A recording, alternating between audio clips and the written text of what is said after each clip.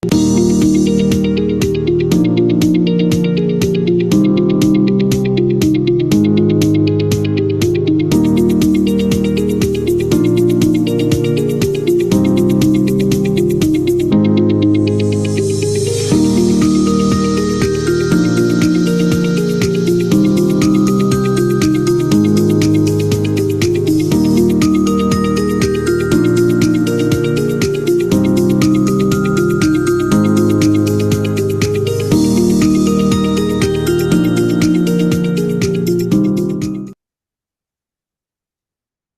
¿Qué tal? Muy tal? buenos días. Buenos días tengan todos ustedes. Gracias por acompañarme en una transmisión más de todos los miércoles. Esto es Respondiendo al Daño, Encuentros Jurídicos con una servidora y amiga. Yo soy la doctora Marisol Martínez Reyes, directora de Indemne, despacho de abogados, que se dedica preponderantemente a la atención de víctimas, que en conjunto con INDECAG precisamente estamos formando alianzas para poder transmitir a ustedes lo que es esta materia tan hermosa y tan apasionante como es el derecho de daños. Y por un lado, desde el litigio, yo como postulante independiente, y por otro lado, desde el lado de la academia, en conjunto con INDECAG, fortaleciendo en talleres, la maestría en Derecho de Daños, que más adelante les vamos a dar la información, y sobre todo en una especialidad en responsabilidad civil. Buenos días a todos, pues vamos a comenzar. Fíjense que el día de hoy vamos a comenzar con una serie, un ciclo de sesiones en donde vamos a hablar precisamente de 10 sentencias emblemáticas que han ido construyendo nuestro derecho de daños. Y qué difícil la selección de estas sentencias porque hay muchas, digamos que el derecho de daños se ha ido construyendo desde la jurisprudencia, desde la quinta época hasta la época del día de hoy. Han salido precedentes muy interesantes, criterios muy interesantes, y es bien difícil, ¿eh? Es bien difícil escoger 10 sentencias. Yo me di a la tarea y bueno, el día de hoy, el día de hoy vamos a hablar de el análisis de una sentencia que al menos en mi opinión cambió mucho sobre la puerta de entrada de los juicios de responsabilidad civil. Y no es nada más ni nada menos que el análisis de la contradicción de tesis 196/2019, que fue resuelta por la primera sala de la Suprema Corte de Justicia. En el chat, eh, días anteriores les mandé tanto el precedente como la tesis que se formó y una más que es la que vamos a analizar.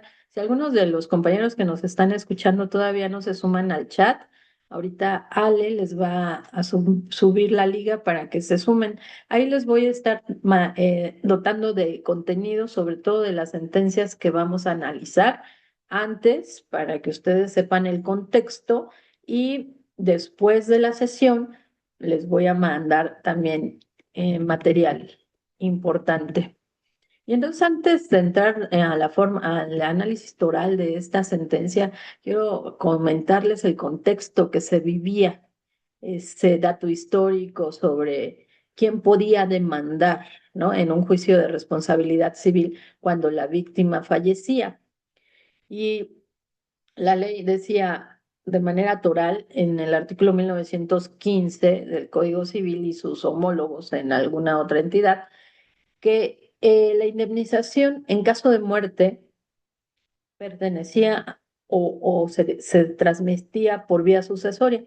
Le correspondería a los herederos de la víctima demandar el juicio de responsabilidad civil por conducto de su albacea. Esa interpretación se consolidó precisamente en una jurisprudencia de la entonces tercera sala de la Suprema Corte de Justicia, que decía, no cualquier persona puede venir a demandar un juicio de responsabilidad civil cuando la víctima fallece. Y entonces nos obligaban, tanto por ley 1915, párrafo segundo, como por esta interpretación de la jurisprudencia de la entonces tercera sala, en donde decía, en caso de responsabilidad civil y cuando la víctima fallece, le corresponde a los herederos de la víctima reclamar esa indemnización por conducto del albacea. Esta interpretación, les digo, duró muchos años. El problema era que previo a iniciar un juicio de responsabilidad civil tenías que agotar la etapa sucesoria, es decir, ir ante un juez de lo familiar, presentar tu acta de defunción, decir yo soy heredero, la persona murió intestada o si murió ya con testamento, hacer el reconocimiento del mismo, pero ya saben ustedes que en un juicio sucesorio, al menos para agotar la primera etapa, que es el nombramiento de albacea, pues se reúnen una serie de requisitos. Primero, pues presentar la denuncia, acreditar el parentesco, después los oficios que se remiten al Archivo General de Notarias para ver si la persona dejó o no testamento, luego una cita para la información testimonial, bueno, al menos en el procedimiento de aquí de la Ciudad de México, y luego la audiencia de designación de herederos y nombramiento de albacea y aceptación de cargo. Entonces, todo este proceso, cuando poquito, o sea, por poquito, te tardaba aproximadamente unos 3 o 4 meses. Y eso sí, los informes llegaban rápido, ¿eh? Ah, aparte el costo, los oficios para que remitieran el testamento y se pagara la información, pues no es nada económico para una persona que se encuentra en una situación de necesidad por el daño que está enfrentando. Representaba esto algo muy gravoso, ¿no? Que nos impusieran esa carga para poder ejercitar un derecho que ya está contemplado en la ley y aparte que no era parte del haber hereditario, ¿no? Sino que nacía ese derecho con motivo de la muerte de la persona. Y entonces esto significaba tiempo, dinero, desgaste y en muchos de los casos algo muy importante, la prescripción. O sea, tenías un caso en donde el cliente te venía a consultar y en ese tiempo, bueno, todavía no estaba el tema de alargar los plazos de prescripción de acuerdo a la naturaleza del daño. Entonces, lo que pasaba es que te consultaban 2 meses antes de los 2 años que teníamos para que se diera la prescripción y resulta que dentro de esos 2 o 3 meses que tenías tú para poder presentar tu demanda, no te alcanzaba para el nombramiento de albacea. Eso era algo muy importante que había pasado en muchas ocasiones, o bien resulta que te daban el asunto ya después de que había prescrito. Entonces, si ya estaba prescrito por la acción de responsabilidad civil, cuánto más por el tema de que me iba a tardar a que me nombraran albacea. Entonces, todo esto estuvo desde la quinta época reiterándose. Yo recuerdo en esos tiempos que litigábamos y que siempre presupuestabas el tiempo del juicio sucesorio, porque sí o sí lo tenías que hacer, porque si no, ¿qué pasaba? Corrías el riesgo de una excepción de falta de legitimación en la causa y en el proceso. Entonces resulta que esas excepciones en muchas ocasiones sí las oponía el demandado, pero también era un presupuesto de la acción, ¿no? Entonces, sí o sí, era muy peligroso demandar sin un juicio sucesorio previo. Pero las cosas cambiaron con el paso del tiempo, porque se da una contradicción de tesis, que es precisamente la que vamos a analizar. Y, y bueno, para poner en contextos a todos, vamos a ver qué es una contradicción de tesis. Bueno, en la contradicción de tesis, al menos en esta, varios tribunales colegiados tenían criterios distintos. En este caso, el criterio de un tribunal colegiado del estado de Guerrero decía sí o sí, para demandar se tiene que reclamar el juicio de sucesorio, se tiene que presentar el juicio sucesorio previo al juicio de responsabilidad civil objetiva. Ojo, Estamos en el caso de responsabilidad civil objetiva, los daños derivados por la muerte, no en la figura de daño moral, porque en la figura de daño moral, esta sí se transmite por sucesión cuando la persona la ejercitó en vida. Esta sí. O sea, esa acción de daño moral, si la persona estaba viva, demandó juicio, digo, juicio en donde se pide la reparación del daño moral, posteriormente fallece, ese derecho sí le corresponde a los herederos de la víctima seguir con esa acción y ahí sí tendría que reclamar o demandar el juicio sucesorio para proseguir con esa acción. Pero en los casos de responsabilidad civil objetiva, en donde no hay ningún tipo de juicio y precisamente la acción nace por el fallecimiento de esta persona, el criterio de Guerrero y hizo jurisprudencia, dijo, no, a ver, la ley es clara. El 1915 dice claramente corresponderá a los herederos de la víctima. Y si corresponde a los herederos de la víctima, solamente vía sucesoria se podría reconocer esta calidad y sobre todo se podría nombrar a un representante de esta sucesión, que en su caso sería el albacea, el legitimado para reclamar la responsabilidad civil objetiva en caso de muerte. Ese fue el criterio del tribunal colegiado de Guerrero, que también tenía ahí sus precedentes, sus tesis aisladas, y con quién confronta con resoluciones del tribunal colegiado del primer circuito, Ciudad de México, en donde dicen, a ver, no, el derecho a la indemnización por muerte nace precisamente el momento de que la persona fallece, no previamente. Entonces, no es adecuado darle esa interpretación al 1915 porque no es un derecho de sucesión la indemnización por responsabilidad civil objetiva. Luego, entonces, es excesivo, es una carga excesiva que se imponga la obligación de un juicio sucesorio previo. ¿Y qué pasó en los dos casos que contendieron? En el estado de Guerrero, por ejemplo, fue un caso de un señor en donde su esposa la atropellaron y él como cónyuge supérstite demandó la indemnización por muerte. Entonces, bajo el esquema de responsabilidad civil objetiva, obviamente. En esa línea, el tribunal colegiado dijo que no había acreditado su legitimación para demandar en su posición de heredero o albacea, y en razón a eso, pues no declara procedente la acción y no le da la razón, se fue a la apelación confirma en el tribunal colegiado, es donde se establece este criterio y lo hacen una tesis aislada.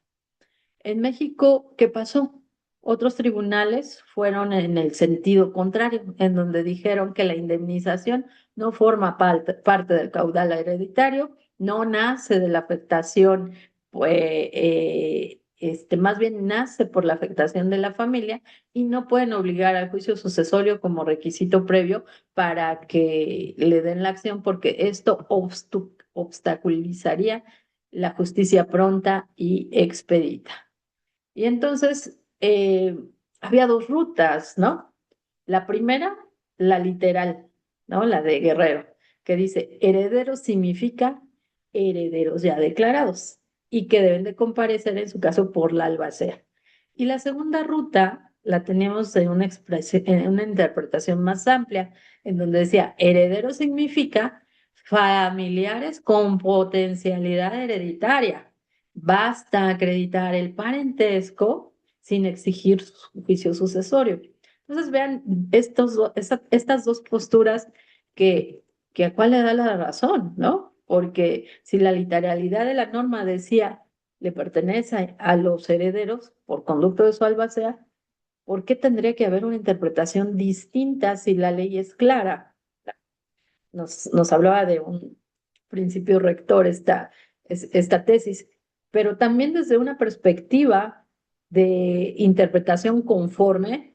a los derechos humanos y sobre todo a la reparación integral que en ese tiempo apenas empezaban a hacer. Les voy a platicar el caso porque uno de los criterios contendientes por la Ciudad de México fue uno de los casos que yo litigué en el despacho. Y les voy a dar este panorama para que ustedes comprendan, ¿no? La, pues la esencia de lo que se resolvió allí. Fíjense, en el caso de la Ciudad de México, fue resuelto por el Cuarto Tribunal Colegiado de Materia Civil en el amparo directo 719-2011. 2011, compañeros. En el año 2011 apenas teníamos esta situación de las reformas al artículo primero constitucional, los principios pro persona, pro actione, reparación integral, la obligación de los jueces a garantizar en todo momento y supervisar que los derechos humanos se estuvieran salvaguardando en todo momento. Y les digo esto porque esto es importante. Nosotros iniciamos ese juicio en el año 2000, 2008, casi para empezar 2009. En el 2009 ya estábamos en el tribunal colegiado. ¿Qué pasó en este caso? En una peregrinación que vienen para la basílica, va un grupo de peregrinos en los carros alegóricos y entonces un camión eh, de carga los impacta por atrás, sale proyectada una menor de 6 años y fallece. El caso, cuando a nosotros nos llegó, analizamos el tema de la legitimación. Biológicamente, la niña sería difícil que tuviera hijos, ¿no? No consideramos desde ese momento la necesidad de denunciar juicio sucesorio. En todos los casos lo hacíamos, en todos los casos, porque esa era como que la regla, ¿no? Si no te enfrentabas a una situación de falta de legitimación. Pero en el caso de una niña de 6 años, nosotros analizamos y decíamos, bueno, ¿quién más que los padres con legitimación para reclamar? Ella biológicamente no puede tener hijos, ¿no? Los padres están representando los derechos y aparte estábamos estableciendo el tema de daño moral por su fallecimiento. Bueno, denunciamos, nos arriesgamos, denunciamos, iniciamos juicio de responsabilidad civil objetiva sin nombramiento de albacea. Esperamos que el juez desde primera instancia nos comprara la idea de que quién mejor que sus padres para reclamar este juicio. Pero no fue así. Estamos hablando del año 2000, cuando se dictó la primera instancia, ha de haber sido 2009. Entonces, eh, nos dijeron que no teníamos legitimación y absuelven de prestaciones. Bueno, vamos a la apelación. En la apelación confirma. Subimos al amparo. Le toca conocer al cuarto tribunal colegiado en el amparo directo 719-2011. O sea, ya en el año 2011. Y entonces el tribunal colegiado hace y parafrasea todo el contenido de nuestra demanda. Fue una sentencia que a nosotros nos llenó mucho, porque todos los argumentos que desde la demanda íbamos preparando, porque ya presupuestábamos una falta de legitimación, pues lo fuimos dirigiendo precisamente hacia el tema de quién mejor que los padres para poder reclamar la indemnización por la pérdida de su hija. Y aparte hablamos ahí de una revictimización, o sea, mamá y papá en representación de su hija muerta, todavía le vas a exigir más cargas procesales cuando ellos son víctimas de un evento dañoso, de una situación que se dio de esta naturaleza, porque no es lo mismo cuando el menor fallece de una enfermedad terminal, etcétera, a que fallece de manera abrupta y en medio de una circunstancia de una grave negligencia por parte del responsable. Entonces nosotros íbamos con esa bandera. Todavía no había un conocimiento pleno de lo que era la reparación integral del daño, un tema de derechos humanos como fue nuestra reforma de 2011. Apenas era como que el despegue. Y esta sentencia para mí fue una sentencia muy interesante, muy rica para el despacho que yo represento, porque es la primera vez que yo veía un análisis de control de constitucionalidad y de convencionalidad, y sobre todo aplicando principios pro persona y pro actione.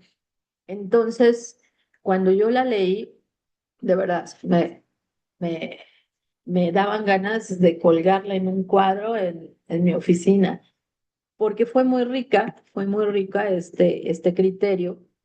Y entonces, este criterio quedó como tesis aislada. Se hizo una tesis aislada de este criterio. Eh, y así se quedó, pero al ser aislada, pues no era obligatoria para todo el país, al menos para el colegiado que la emitió, ¿no? Pero no para todos. Entonces, esto para mí abrió la puerta eh, para que después, con otras sentencias que también se dictaron en otros colegiados, con el mismo sentido, se diera a conocer lo que tuvo que ver con la contradicción en tesis. ¿Y qué decían otros colegiados? Por ejemplo, el colegiado que dictó en mi caso dijo, es restrictivo a la justicia pronta y expedita el obligarla a un juicio sucesorio. Habló del principio pro actione pro persona, dijo sobre las cargas procesales y dijo también sobre los parientes más próximos, ¿no? Los lazos concéntricos. Pero otras tesis de otros tribunales hablaban sobre la dependencia económica, que no era necesario el juicio sucesorio, pero sí acreditar quién dependía económicamente. Otros hablaban que los parientes más próximos se excluían de los parientes más lejanos. No sé si ustedes han tenido oportunidad y han visto esas tesis, pues había como criterios sí reflejados a no pedir el juicio sucesorio, pero no definían en qué caso.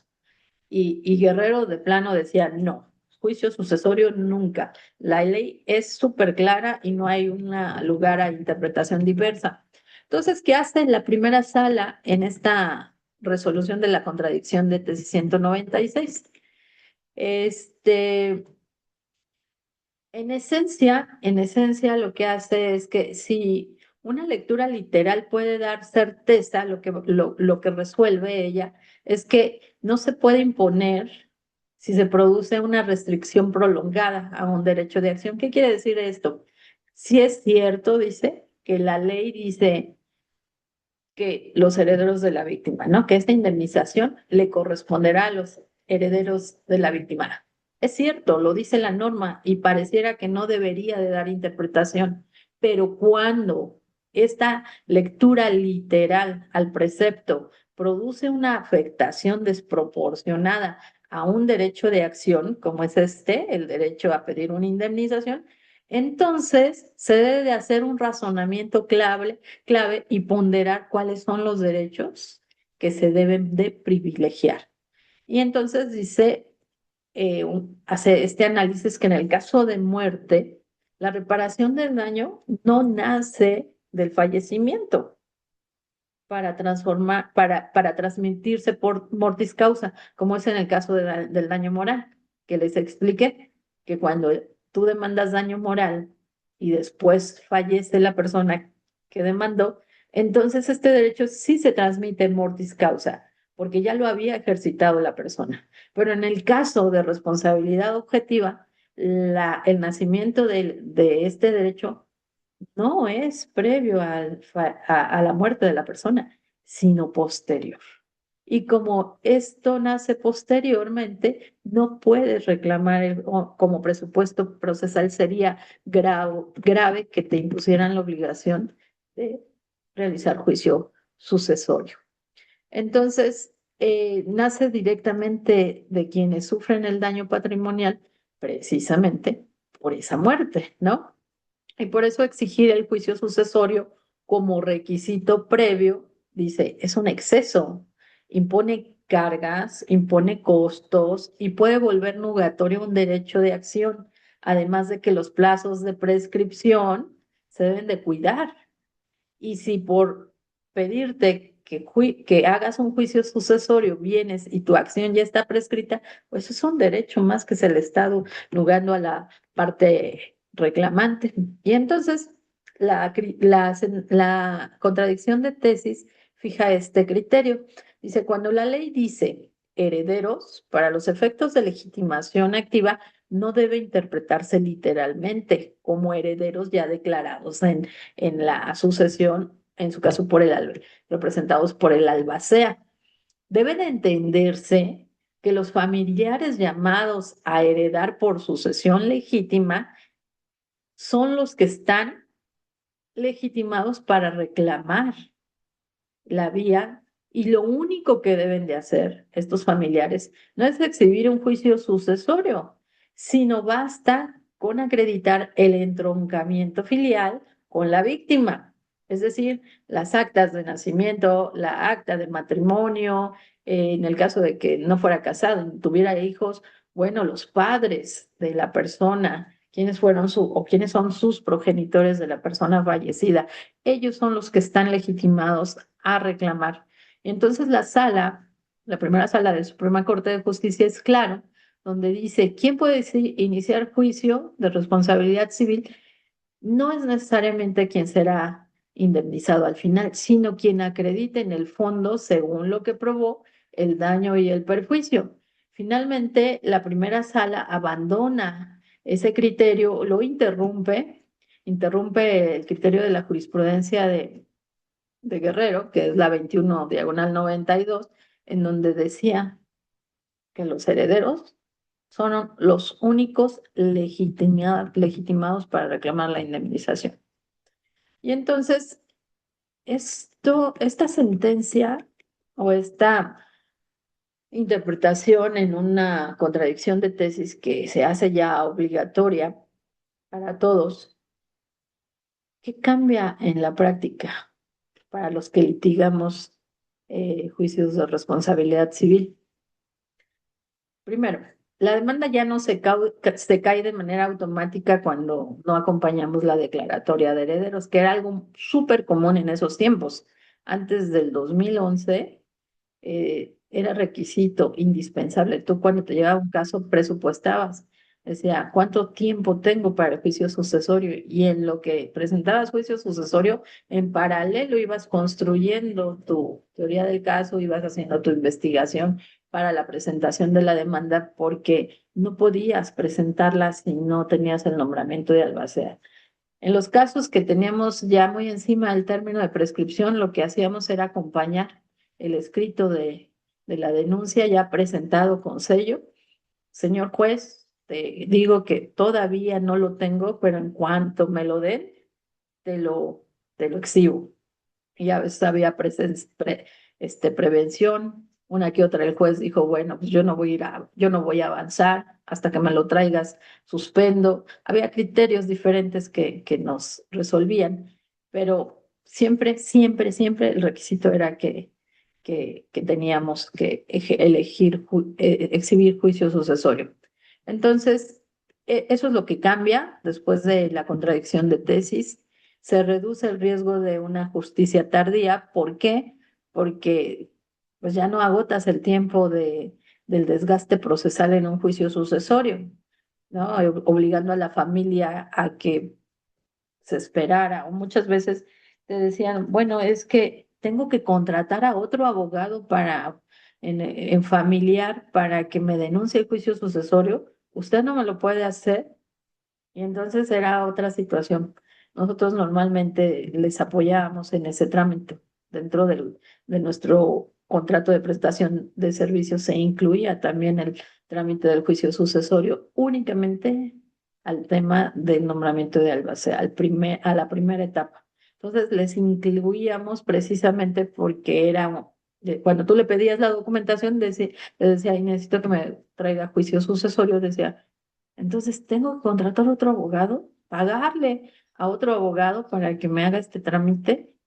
y a veces te decían, no, gracias, ya no quiero el, el juicio. Entonces esas eran las problemáticas que con esta contradicción de tesis nos relevó. Luego, se fortalece la función protectora del derecho de daños. Como yo les dije, al menos yo, antes del 2011 y antes de esa sentencia que nosotros tuvimos de la niña, nunca había visto yo esa dispensa, al contrario, había visto muchos casos no míos, de compañeros, que se caían precisamente por no acompañar la legitimación y así te pararas de cabeza diciendo que es mi esposo, vivió conmigo, tuvimos muchos hijos, este es el domicilio, acredito que vivía conmigo. Así te parabas de cabeza, no te daban legitimación y tus asuntos se caían porque no se exhibía el nombramiento de albacea. Se vuelve una herramienta muy poderosa hoy en día contra excepciones o defensas típicas de falta de legitimación. Y bueno,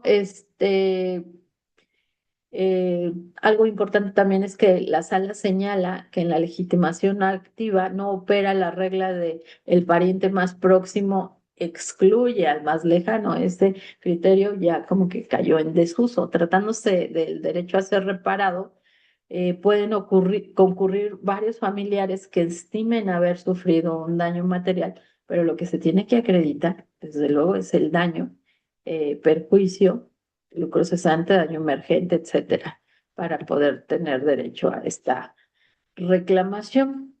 ¿Cuáles son los beneficios, no, de esta eh, sentencia, de esta contradicción de tesis? Además de los que ya mencioné, es que es una sentencia de acceso a la justicia, no es retórica, es procesalmente transformadora, porque abre la puerta a los juicios en el tema de legitimación, aterriza la diferencia entre derecho de acción y derecho a ser indemnizado, que son cosas completamente diferentes. Tú puedes tener el derecho de acción porque la ley ya te faculta, ya te legitima, pero en el fondo puede ser que no acredites el daño. Entonces, el derecho de acción para ir a juicio es uno, y el derecho a ser indemnizado es lo que tú vas a probar dentro de la secuela procesal. Otra fortaleza de esta sentencia es que armoniza el sistema. ¿Qué quiero decir con esto? Si el derecho de reparación por muerte no es transmitible, no es transmisible desde el fallecimiento, porque nace precisamente de la muerte, entonces no tiene sentido exigir un vehículo sucesorio como condición de entrada. Eso fue un análisis muy interesante por parte de la Corte y creo que fue el tema toral, la columna vertebral de esta contradicción de tesis. Em, Otra fortaleza más que yo identifiqué en la lectura de este precedente, que cortaba una práctica judicial que en los hechos era una forma de negar la justicia por formalismos. Y sobre todo en el tema de clases vulnerables, porque quienes reclaman responsabilidad civil objetiva o daño moral son víctimas. ¿Por qué digo que son víctimas? Porque la acreditación del daño le da ese carácter de víctima. Entonces, si vamos a reclamar daños patrimoniales o extrapatrimoniales, ya tenemos ese carácter de víctima de entrada. Y entonces imponer una carga judicial era negar la justicia por meros formalismos, lo cual también fue una interpretación conforme a la convención y sobre todo de las sentencias de la Corte Interamericana que hablan precisamente de evitar formalismos cuando se atiende a temas de reparación integral del daño y atención a víctimas. Eh, Otro caso también, otra fortaleza es el riesgo a una bueno, a un litigio largo.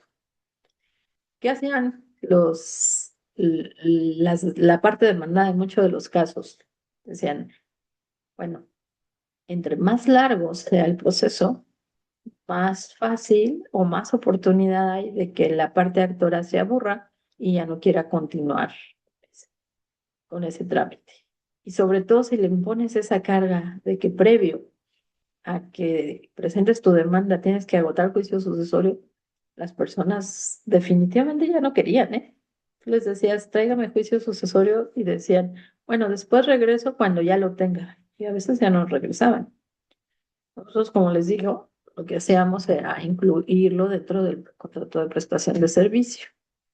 Este criterio no resuelve por sí solo la prueba del daño material. Como ya les dije, era una puerta de entrada que se abrió para que tú tuvieras esa legitimación, para que tú cubrieras ese primer requisito procesal sobre la legitimación. Pero ya la cuestión de si tienes derecho o no a la indemnización ya era cuestión de fondo. Entonces, muchos abogados decían, ya tengo legitimación, bueno, va a proceder mi acción, me tienen que indemnizar. Pero si en el juicio no se probaba, el juez decía, y acertadamente, oye, sí, no te negué la legitimación, pero no me probaste los daños. Entonces, en base a eso, también podía llegar a absolver. Y entonces, cuando se crea este tema de la contradicción de tesis, que ya se las mandé al chat también, llega más adelante otro criterio, ¿no? Otro criterio en donde nos dicen que es del año 2021 y no sé si lo han visto, habla precisamente de la legitimación, pero ahora va relacionado a lo que es el Código Civil Federal y es el criterio digital con localización 2027-036. Esta 2027-036, que también es de la primera sala, habla precisamente de la reparación del daño patrimonial. Esta es la voz, reparación del daño patrimonial, interpretación conforme el artículo 1915, segundo párrafo, una porción normativa del Código Civil Federal. Y entonces, ¿qué nos dice esta jurisprudencia? También es jurisprudencia, pues nos habla precisamente de casi lo mismo de la que estamos analizando, de la contradicción del tesis, pero ¿qué se diferencia entre una y otra? Así para dejárselos coloquialmente, la contradicción de tesis nos abre la puerta y esta evita que se vuelva a cerrar, porque aquí hace un análisis de constitucionalidad.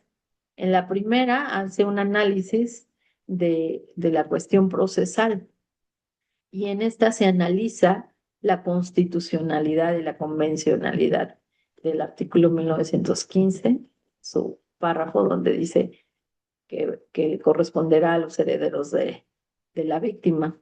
Entonces, estas dos jurisprudencias dialogan entre sí para poder establecer que sí o sí el pedir un juicio sucesorio previo a la presentación de la demanda es un derecho que se está nugando, es una interpretación que está nugando el derecho a ser indemnizado.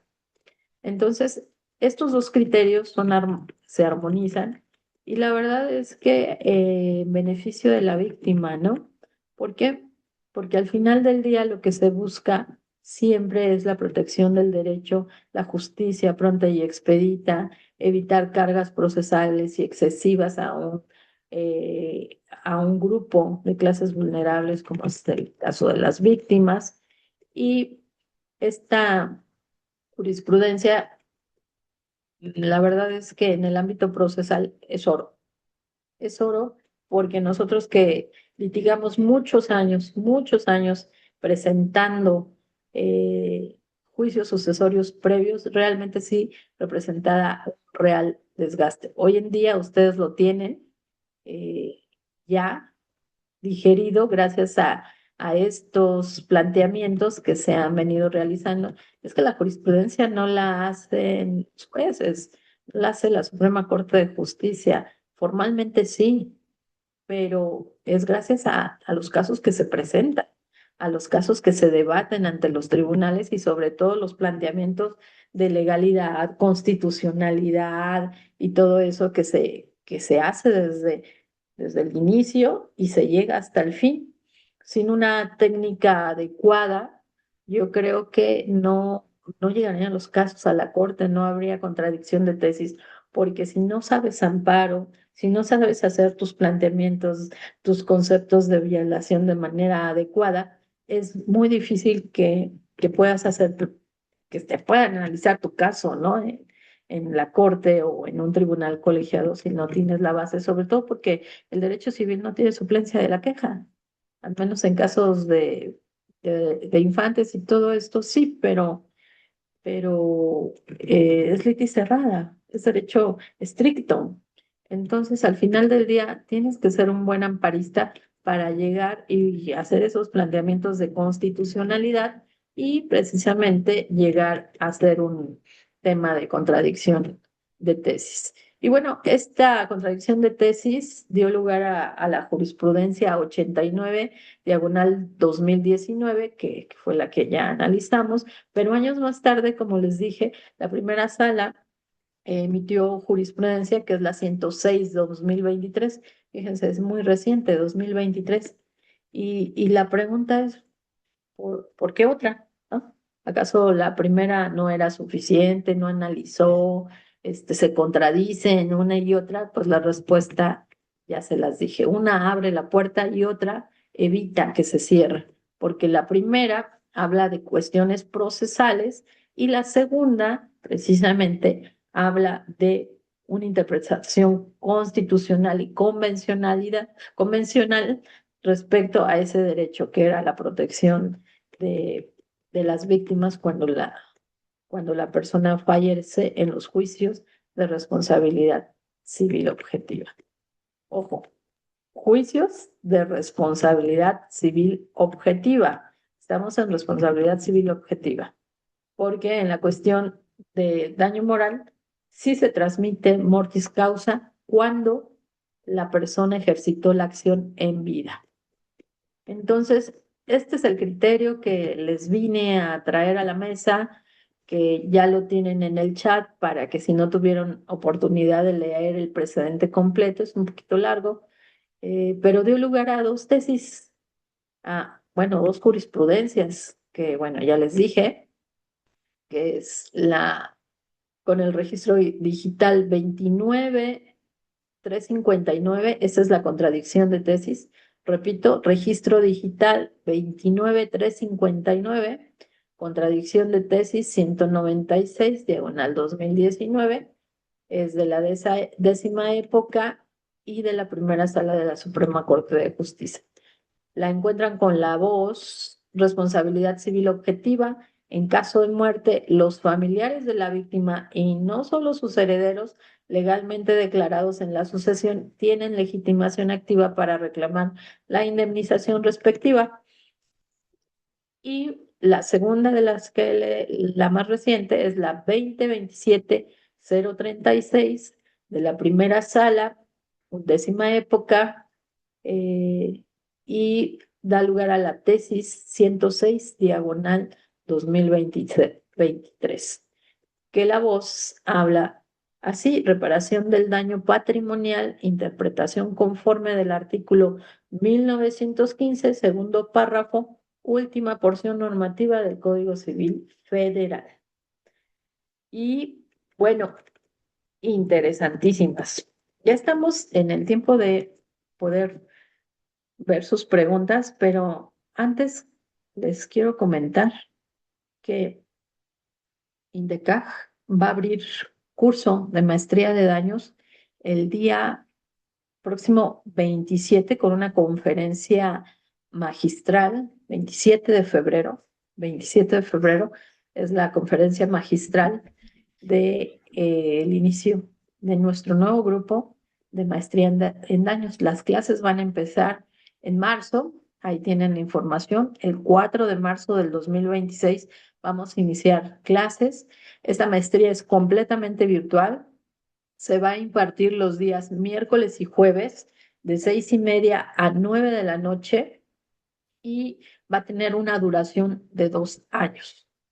¿Qué tiene el plus de esta maestría? Que ustedes van a poder tener la titulación de maestría en Derecho de Daños con especialidad en responsabilidad civil, es decir, una doble titulación.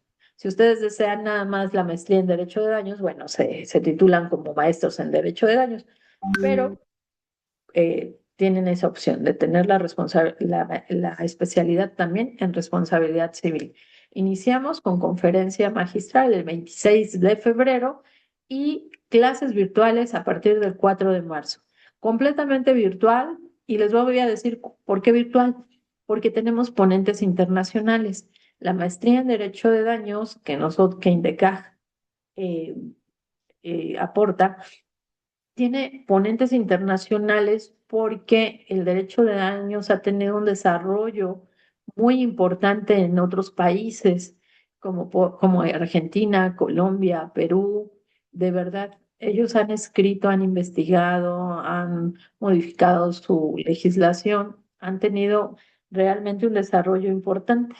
Les comparto que yo he salido al exterior a especializarme en materia de derecho de daños, porque en México no había, no teníamos como tal, yo buscaba talleres o diplomados y no había, encontraba a veces algún taller de malpraxis médica de manera muy aislada, pero una maestría en derecho de daños, no. Yo tuve que salir a España, a Argentina, a Perú, a Colombia para especializarme en la materia, y ya cuando regresé aquí en México, bueno, aplicaba en mis casos lo que yo aprendía, pero aquí no había un desarrollo. Hoy INDECAJ tiene un reconocimiento con REBOE oficial ante la SEP para impartir esta maestría, y les digo, por eso es virtual, porque tenemos ponentes internacionales. Si me puedes presentar la plantilla docente, ahí está.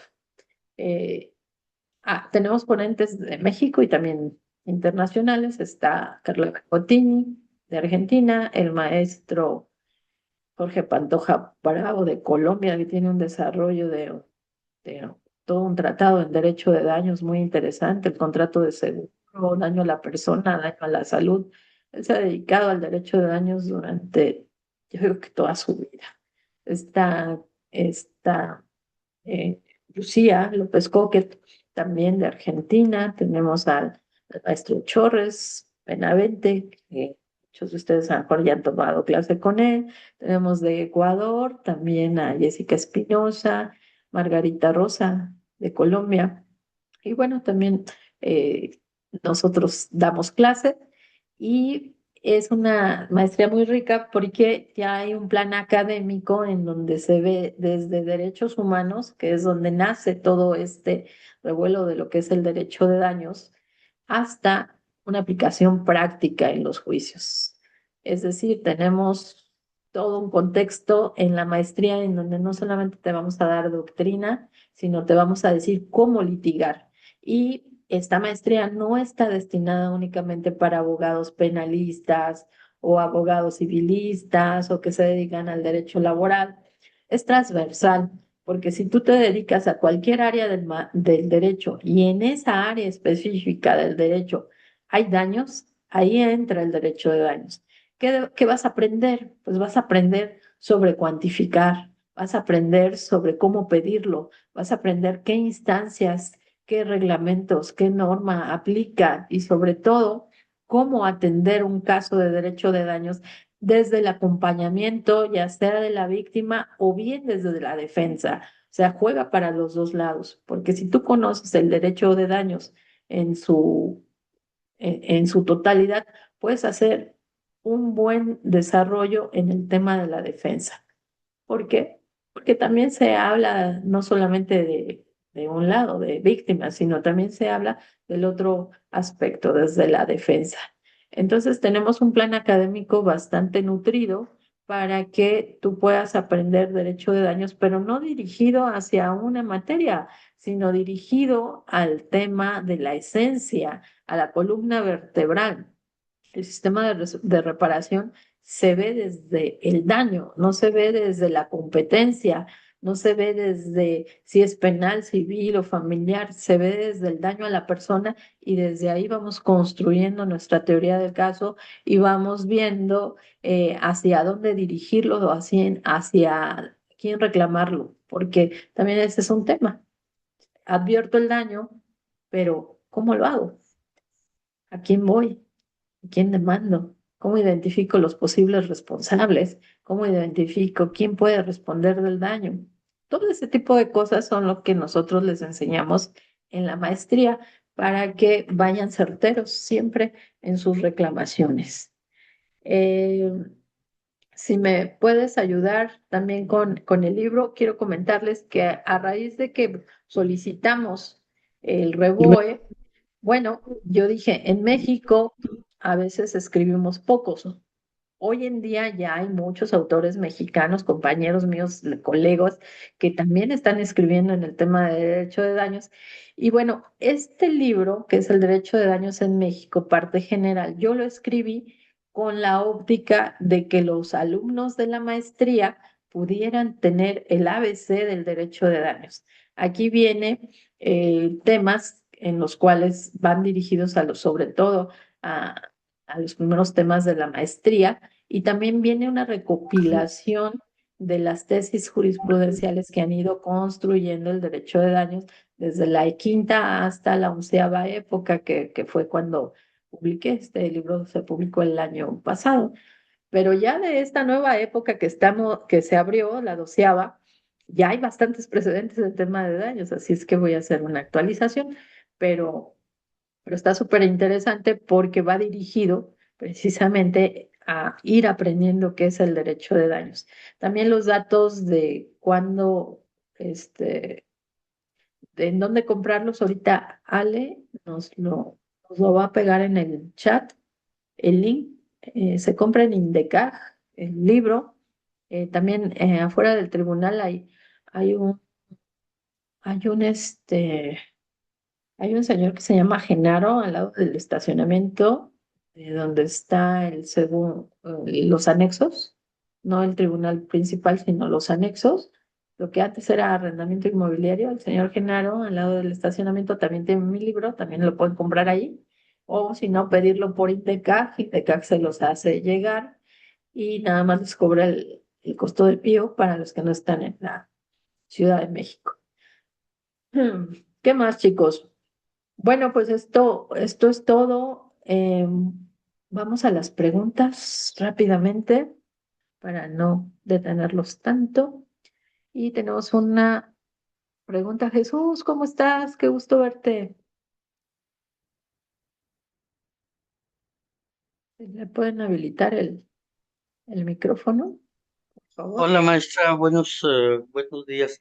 Ujú. Estuve revisando el tema que nos propuso el día de hoy y al igual todos los que hemos compartido a lo largo de estos 3 semestres, perdón para todos los compañeros, eh, formo parte de la maestría en Derecho de Daños y estamos cursando el tercer semestre.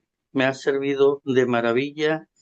Cada día que pasa, incluso hoy, he estado aprendiendo cosas nuevas, ya que las jurisprudencias que ustedes analizamos en el área son de las últimas que salen en su oportunidad.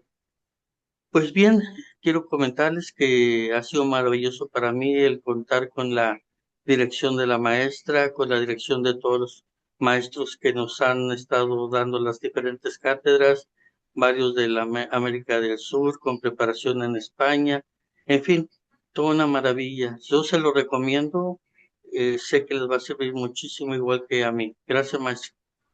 Gracias, Jesús. Gracias. Pues aquí hay algunas preguntas. Dice, ¿qué sucede si hay descendientes menores de edad? Ay, qué bonita pregunta. Mira, los representa el progenitor supérstite. Es decir, yo fallece mi esposo y me quedo con hijos pequeños. ¿Quién va a juicio? Va a juicio la mamá por cónyuge supérsite. Acredito que tengo la calidad de esposa con acta de nacimiento, pero también en representación de mis menores hijos y exhibo las actas de nacimiento. de los menores. Entonces se reconoce el derecho tanto de la esposa como de los menores. ¿Quién los representa? En este caso la mamá, por ser la progenitora, y con las actas de nacimiento que acredites que soy esposa y que tengo hijos y que estos hijos obviamente, bueno, eran hijos del finado, con eso acreditas la responsabilidad, digo la legitimación, perdón. ¿Cuál fue el motivo de esa responsabilidad civil? Buenos días. Bueno, en el caso que platicamos, era responsabilidad civil por fallecimiento de una persona en el estado de Guerrero, fue atropellada, y en el otro, eh, responsabilidad civil por, también el caso que nosotros llamamos, fue un hecho de tránsito en donde fallece una menor que sale proyectada del camión de peregrinos cuando venían a la Ciudad de México, un evento católico, ¿no? Este, uh, ¿Alguna pregunta de redes sociales, Ale? Y vamos a ver. Responsabilidad civil. No, nada más nos preguntan, bueno, de que buenos días, excelente clase y de los informes para la maestría. Ok. Dice, dice Adrián nos hace un comentario: los menores al adquirir la mayoría de edad podrían presentar la demanda o ya habrían prescrito. No, fíjate que no, tuvimos un caso precisamente de que no se reclamó indemnización en el caso cuando se dio el evento del fallecimiento de una persona, y los hijos, sobre todo una niña mayor de edad, cuando adquiere la mayoría de edad, pide indemnización y sí lo logramos. ¿Qué pasó aquí? Derivado de esa indemnización, de que no se pidió la indemnización, ella más adelante, el reclamo fue que a quien quedó a cargo, pues estas personas, pues sí le daban para sus cosas, ¿no? Para vivir o lo mínimo vital. Yo decía, pues yo quiero estudiar, ¿no? Yo quiero seguir, y pues dijeron, no, pues no hay, o sea, yo te mantengo, pero por ser familiar se quedó con unos tíos porque ambos padres fallecieron, y entonces se queda con unos tíos y dice, pero yo quiero estudiar. Entonces ella inicia, después ya de su mayoría de edad, juicio de responsabilidad civil en contra de la persona moral. Sí, sí fue procedente, pero fuimos con esa bandera, ¿no? de, de cuando sucedió. Yo no tenía legitimación, nadie me representó, mis dos padres murieron, y hoy vengo y reclamo un derecho porque ahora sí tengo capacidad para poder ejercitar, ¿no? Capacidad de ejercicio. Luego, la reparación del daño integral derivada de un delito de homicidio o imprudencia incluye lucro cesante aún muerta la persona. Sí, por supuesto. Acuérdense que podemos reclamar daño emergente y lucro cesante en el tema de daños patrimoniales. Por supuesto que tiene derecho. Ludwig dice, buenos días, doctora. No llegó a tesis el chat del celular. ¿Cómo? ¿No les llegó? Ahorita se los vuelvo a poner, se los comparto en el chat. Les comparto el precedente y les comparto también las tesis. Dice, doctora, ¿la prescripción opera para cada entidad federativa o hay criterio homologado? No, cada entidad federativa tiene sus términos de prescripción. Cada entidad, ojo con eso, nosotros aquí en Ciudad de México, en 1934 dice que tenemos 2 años para reclamar el capítulo de obligaciones que nacen de los hechos ilícitos, o sea, la responsabilidad civil objetiva, ¿no? O la responsabilidad objetiva, la que no nace por el contrato.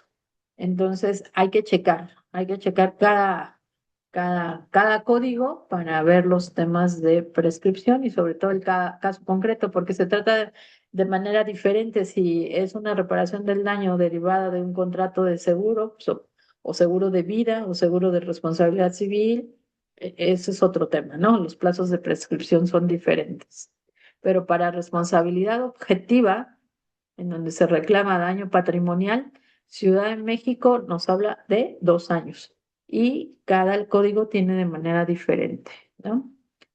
Aquí ya nos pusieron las tesis en caso de muerte. Ah, muchas gracias, Isela.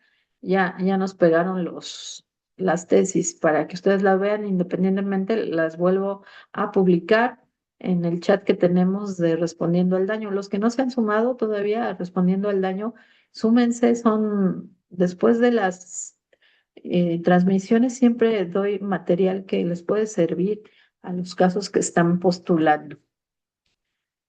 Muy bien. Precio del libro, todavía en este año lo estamos dando en 600 pesos. Todavía no hemos hablado sobre el incremento, así es que todavía lo pueden adquirir con precio desde que salió. 600 pesos lo pueden conseguir en Indecag o bien con el señor Genaro allá afuera de tribunales. Y bueno, les paso mi contacto también, claro que sí, con mucho gusto, para que si ustedes tienen un caso, quieren asesoría o lo quieren colitigar, con mucho gusto, este, lo podemos resolver. Ahorita se los paso, es o en mi página de internet, donde publicitan los servicios del despacho, que es .com.mx.